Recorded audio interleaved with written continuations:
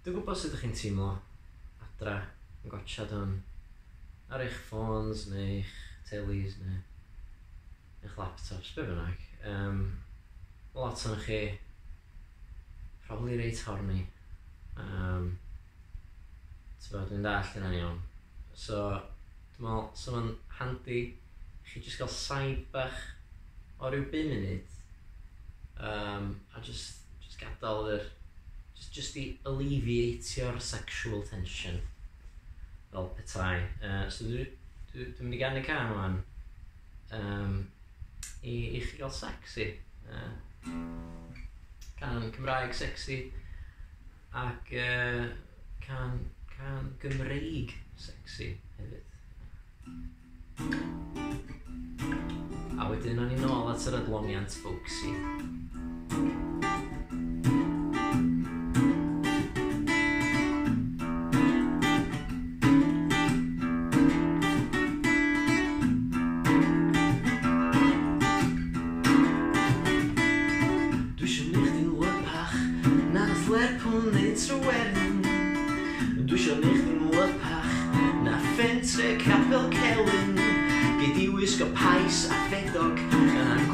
Byd o'n clogsia.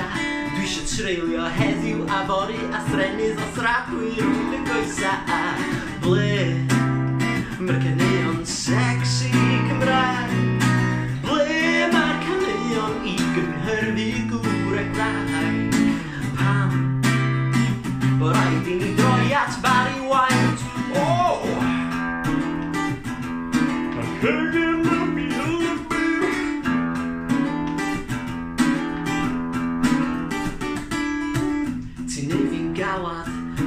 cleddu fy'r achterwydd Alice heddwch dim yn rhywsus.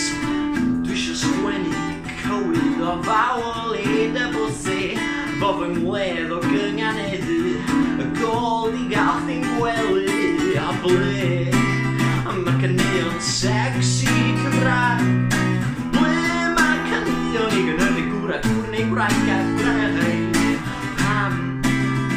bo raid i ni droi at Marvin Gaye. Let's get home.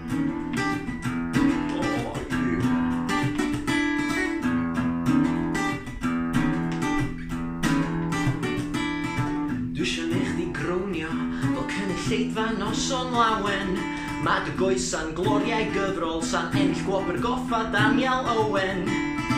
Dwi isio defnyddio fo'n hafod fel ma' cymdeithas yr iaith yn awgrymu. No, dwi isio ffwcio chdi gletach na Masan Steffan yn ffwcio Cymru.